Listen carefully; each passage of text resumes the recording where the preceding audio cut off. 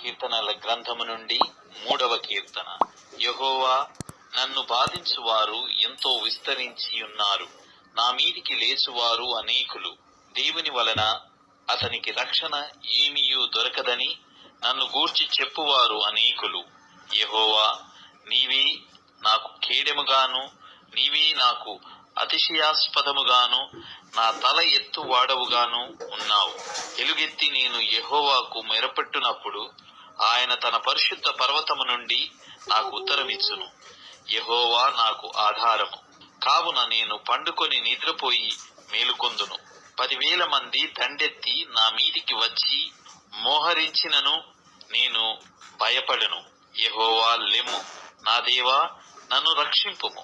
నా శత్రువులనందరినీ దవడ ఎముక మీద కొట్టువాడవు నీవే, దుష్టుల పళ్ళు విరగగొట్టువాడవు నీవే. రక్షణ